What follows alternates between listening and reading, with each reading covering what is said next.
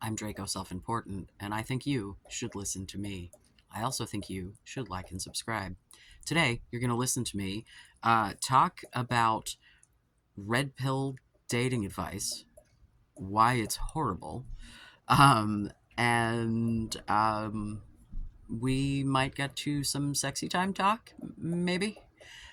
Depending on how long it takes me to ramble through the rest of this. But all of this is tied together with communication, sweet Jesus, communication.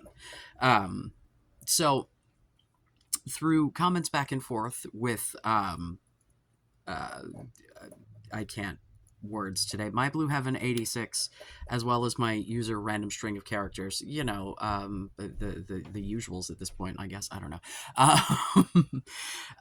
It's been brought to my attention that I am not giving enough credence to the fact that heterosexuals and neurotypicals are fucking weird.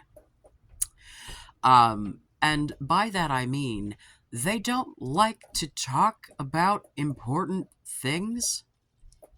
I'm making massive generalizations, by the way. So, like, if you're like, not me, good. Um, because, like, the whole hypergamy conversation, right? There had discussion about, like, his dating progressive women who made more than him, who were weird about, like, paying for things and sharing, checks and that sort of thing. And, like, um, the fact that people get uncomfortable when you try to have because my recommendation was, well, fucking talk to them about it, and then they get uncomfortable when you try to have the conversation. And it's like, here's the thing, man. Um if you, as a neurodivergent person, are going to go out into the world and date neurotypical people, you're going to need to hold them to a standard of communicating like a grown up. I don't know what it is about, like, your average, normal fucking adult in the society that, like, I don't. Now, let me be super clear. Although I think that direct communication is definitely a good thing, I also think that tact is a good thing. You cannot be like, I'm a direct communicator, uh, as an excuse to be a belligerent asshole. Sometimes conversations are unpleasant. You cannot be a dick about it. Right. Um, this is where that whole empathy and putting yourself in other people's shoes things comes in, because it's like, yes, sometimes awkward conversations need to happen, but, like, don't be an asshole. Yeah. Um, yeah. I, so I think that the only way, if you are someone who is, like, not picking up on social cues and shit, and that is something that is difficult for you to navigate, is to use your wordy words like a big kid. Like, be a grown up, say things out loud. Because if you think that there's a miscommunication and you don't address it, there's not a way to build a relationship if you're not understanding each other. And if one or both of you is not picking up on the other person's social cues, then you have to use words. Like, I think in general, neurodivergent, neurotypical, neuro whatever, queer, straight, I don't give a shit. Use your words like a fucking grown up. People are not mind readers. When you expect people to infer what it is that you are thinking, feeling, believing, it often does not go well, because they will not make the correct inference, because they are making inferences based on their own biases. And yeah, so um if finances are an issue, that's a thing that I lead with. Like, I am telling you the things that I do, that have worked for me, right? Like, so although I get that, like, this is not something that is going to work for everyone, for every, like, I think that the thing that is perhaps like the biggest thing to drive home is like you need to find your people, right? Like as a queer person, I have to find queer people, right? I have to find this select group of people who are going to be compatible with me. I don't see like half the fucking population as an option, you know? And straight people, you grow up thinking that half the fucking population should be like an option for you and that you're on equal fucking footing with everyone, you know, or that there's like some weird numerical value fucking, you know. No, dude, people have different personalities, different interests, different social and emotional abilities and fucking like tolerance of different activities. Like people are varied widely, and you need to find people who get you and you get them, friendships, romantic relationships, whatever. And like being able to speak your mind, you know, it helps to do that. When people know that you like them and like spending time with them, they appreciate that, right? You know, if someone's doing something that's bothering you and you just let them keep doing it, you're going to resent them. It's going to build a wedge that's not going, you know. But if you're like, hey, like, you know, maybe you don't mean anything by this, but it's really pretty bothersome, like, yeah. So, you know, if you are in a situation as a dude and you're dating a woman and she makes more money than you and she's expecting you to still pay for everything, you know, like, one, what are her expenses like? You know, are we taking the whole picture into consideration? Are we talking about someone who's got, you know, more student debt than I do and house payment, car payment? You know what I mean? Um, and two, just like talk about it, be like, hey, you know, I would love to do more stuff with you, but I like can't keep up with you financially, and like, you know, you don't have to spend money on me, but like, you know, is there like, could we maybe do some other thing, like could you include me in some shit? I don't know, man. um I don't think, I don't know, I personally would not want to like spend time with someone who made me feel like I wasn't worth their money if like I knew that, you know what I mean? I have been in situations where like, you know, I was very clearly like not a social priority. I was a person to bang, but not like a person to actually date. And so, like, yeah, like he would tell me that he was doing fun shit, and then very clearly, like, I was not invited. Like, yeah. So, you know, this. Not everyone is going to be good for you if you're not able to have an upfront conversation with someone because she's not willing to do that, like, and not willing to take you at your word that you're not trying to be an asshole, like, then she's not the one. Move on there, you know. um and as far as the men getting married twice and the hypergamy and that just being like proof. Here's the thing, man. When they get married the second time, they're not taking a second wife, they're divorcing the first one. The amount of women on the market is the same. And market, I hate that.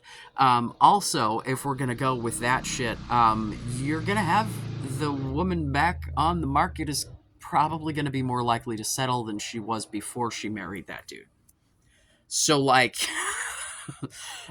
if anything, the second marriages of the Chads are leaving you with, yeah. So um, you know, if we're going to be the red pill advice shit of the dudes want, what was the one dude saying? Virgins, untattooed virgins. For some reason, he was really, really like anti women having tattoos. I'm like, okay, boomer. He was like a literal boomer, though, like a Gen X at the absolute youngest, like the old end of Gen X at the absolute youngest. But I'm fucking boomer. Um, Sorry to my Gen Xers out there. You're not all boomers, but some of you are fucking boomers. Some millennials are fucking boomers, quite frankly, but there are less of us that are boomers than the Gen Xers. Um, yeah. So the communication is definitely the key. If it, like the flirting thing, right? If we're gonna get back to flirting, if you think someone might be flirting with you and you don't know, and like, saying like, "Are you flirting with me?" Like, because either it'll be like, "Oh no, ha ha ha," and they'll think it's funny, or it'll be like, maybe, tell people when you're nervous. Tell people, like, if you like someone and she's making you tell her, like, that's reasonable when you're meeting new people, when you're learning to, like, use your words. If you have an emotion, talk about it.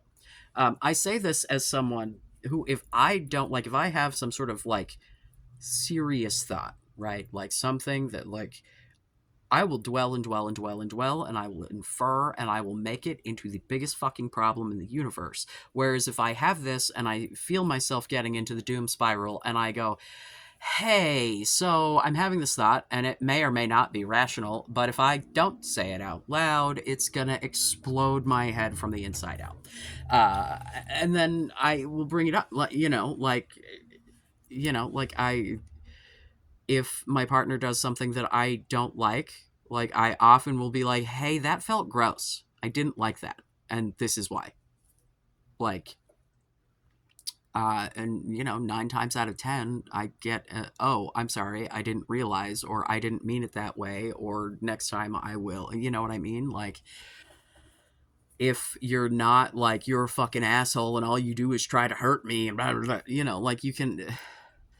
So I think that from the very, very beginning of any kind of like friendship, relationship of any kind, romantic, whatever, open communication that is direct and kind is the found. Like, you will have fantastic friendships, you'll have fantastic relationships, and if the people that you are trying to have these relationships with do not want to reciprocate the open communication, they are not your people. Thank them and move on. I mean, I don't know, man. Not everyone is going to be like me, right? Like, I don't expect every single person to be like every single thought that they have in the whole fucking world they have to put on Front Street for absolutely everyone to hear.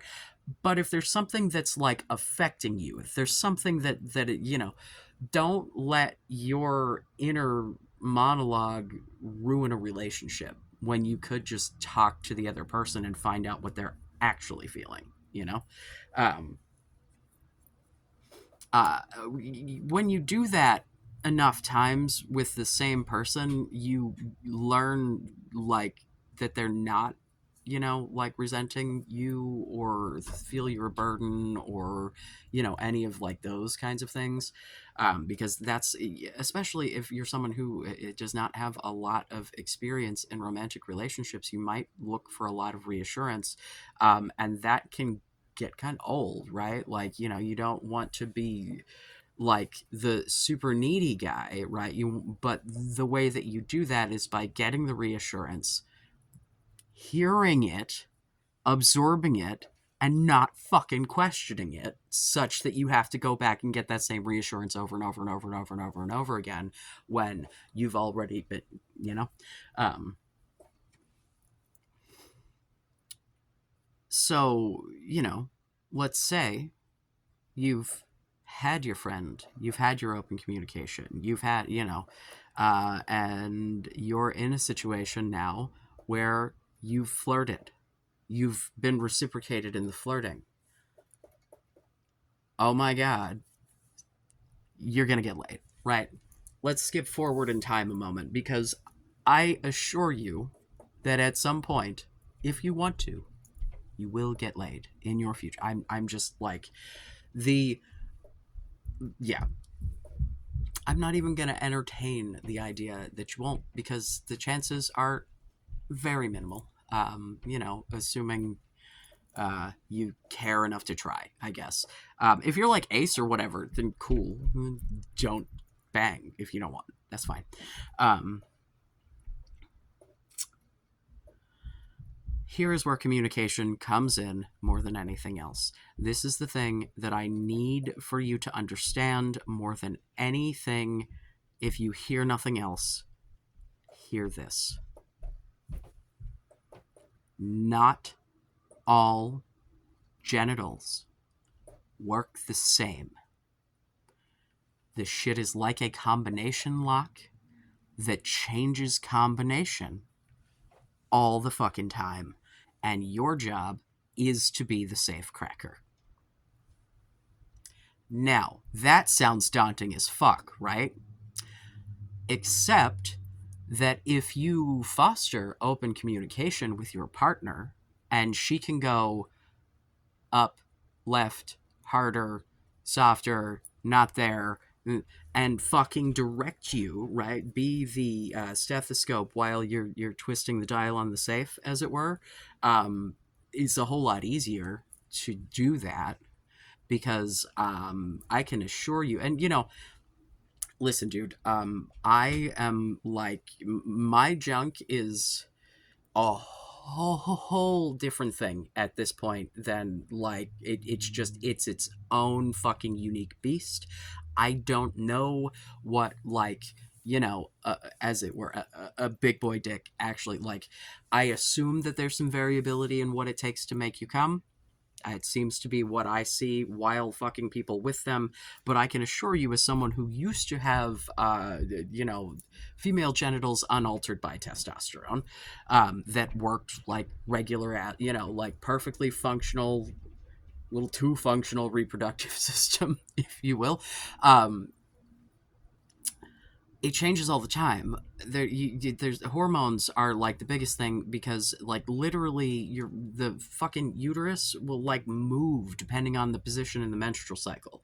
Like the ligaments and shit will like tighten up and loosen, and so it's at different places to be more receptive for sperm. Like, and even like if you've got a woman on hormonal birth control, like there are so many things just from hormones alone, the environment that you're in, how much foreplay, what kind of foreplay you've done, for the love of God, you have to do foreplay. If you say you don't like foreplay, fucking learn.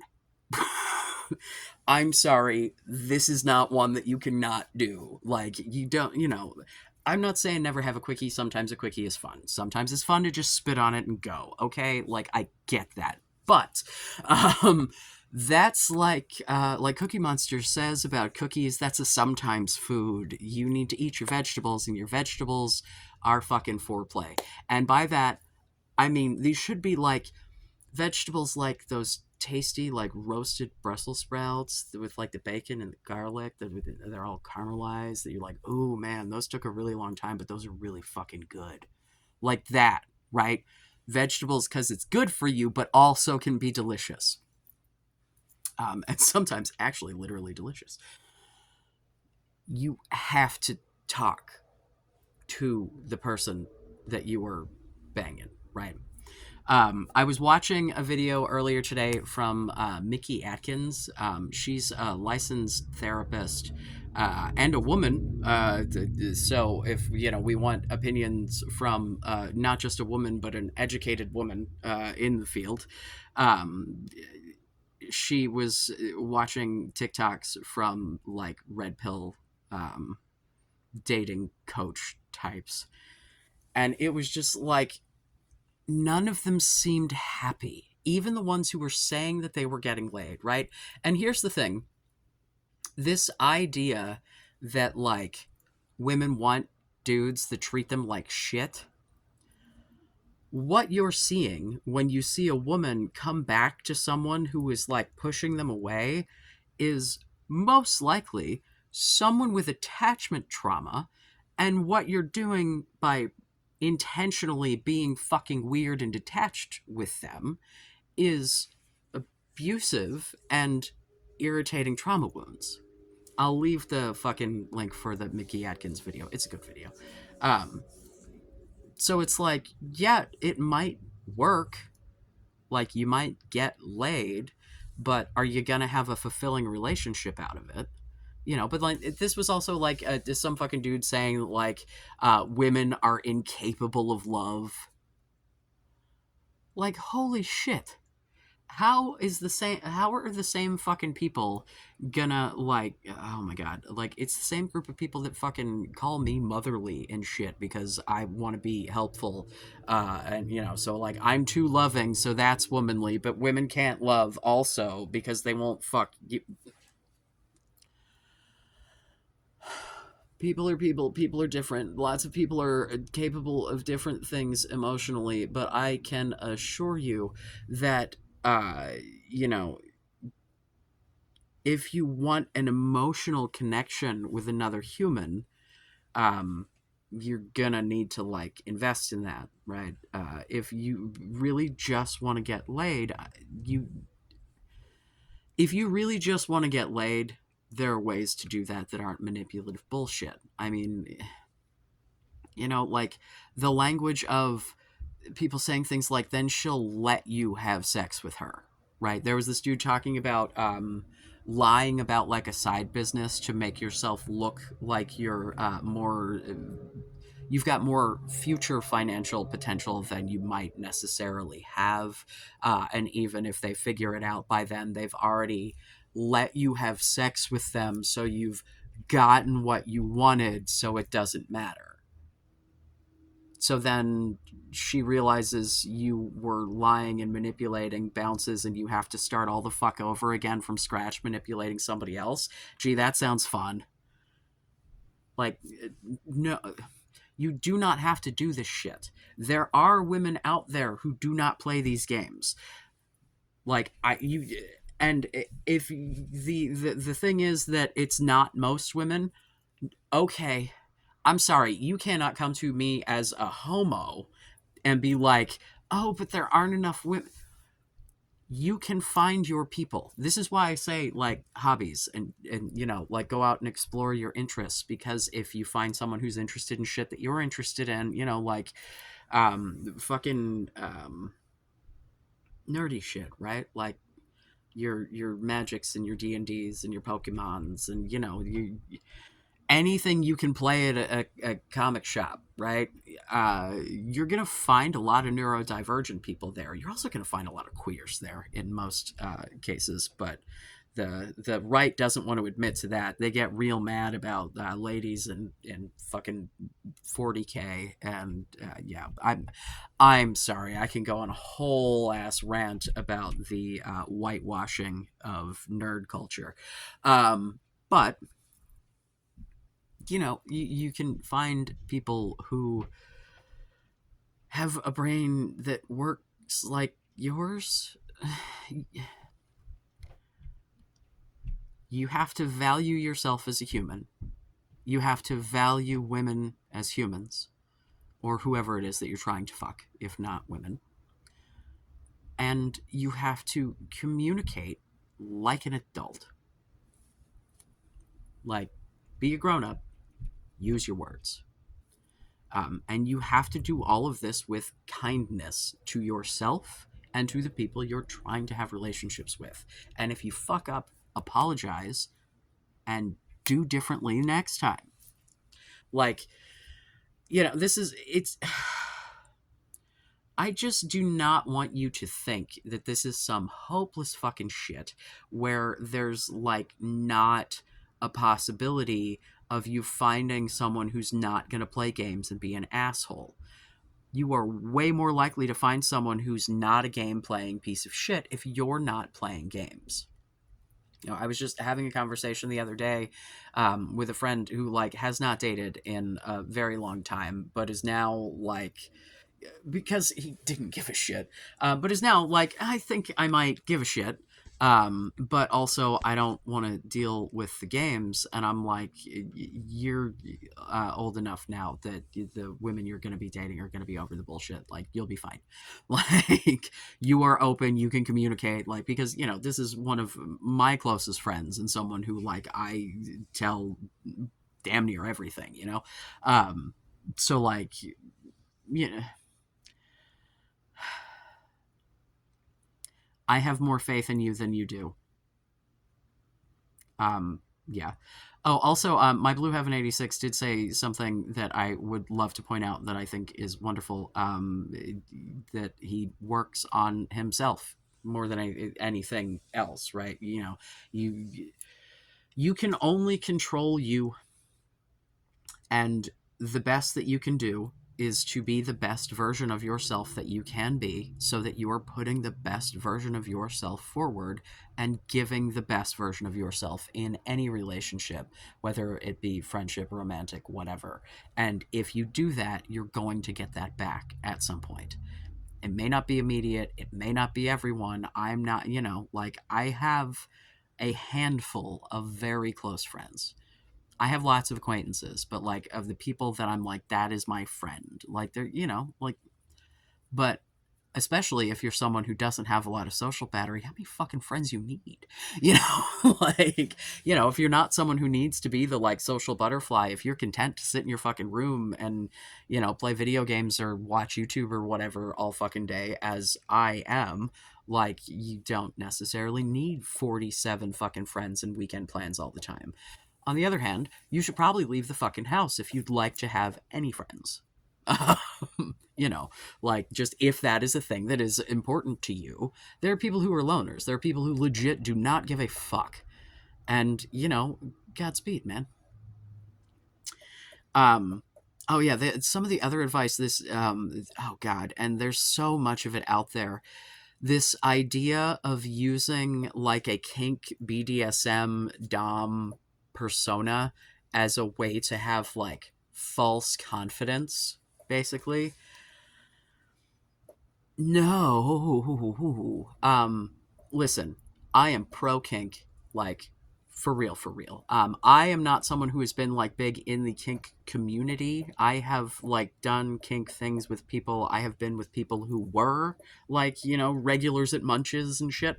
Um, like, if you are a person who is into kink, there are places to go. So, you know investigate your local area.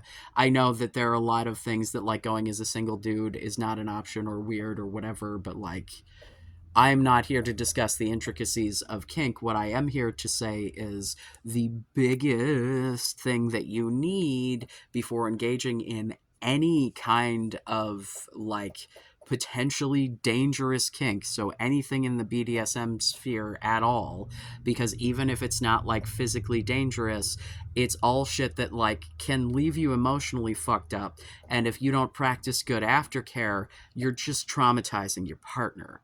So, like, mm, communication, consent, discussions of what things are and are not okay, discussions of what aftercare is going to happen. Like, oh my God, that is like the biggest communication, communication, communication, and it's like,